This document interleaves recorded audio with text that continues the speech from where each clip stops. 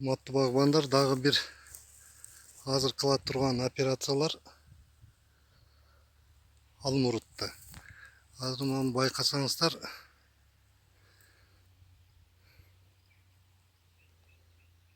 бүт шактары тике өскөнгө аракет кылып атат.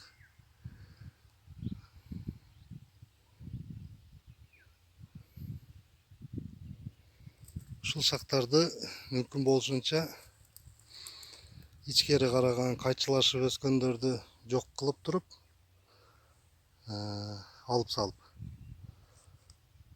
Анан зубочистка, прищепканын жардамы менен горизонталдуу абалга келтиребиз.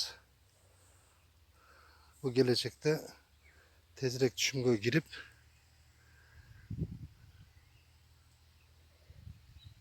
мол түшүм бергенге шарт түзөт. Жалбырактарын байкасаңыздар керек, таза. Калифорнийский щитовкага каршы дары берилди. Өсүшү жакшы. 5 мүнөткө жетпеген убакта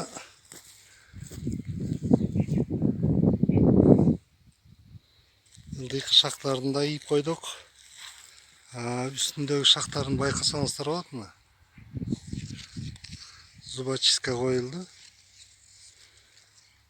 Азыр эми 45 градуска жакын абалда турса шак,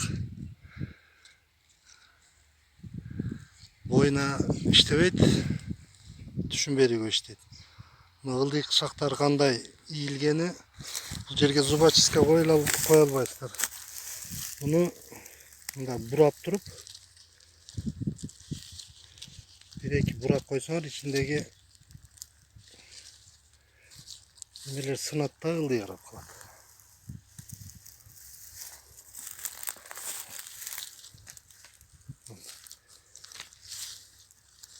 Бир-эки бурап койсоңуздар эле ылдыйраак калат.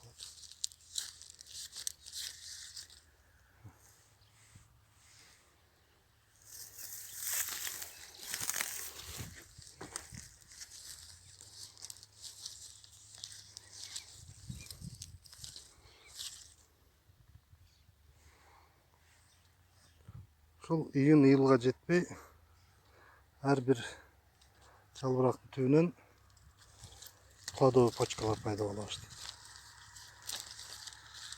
Бул операцияны кылбасаңыздар 1 жыл отурасыздар.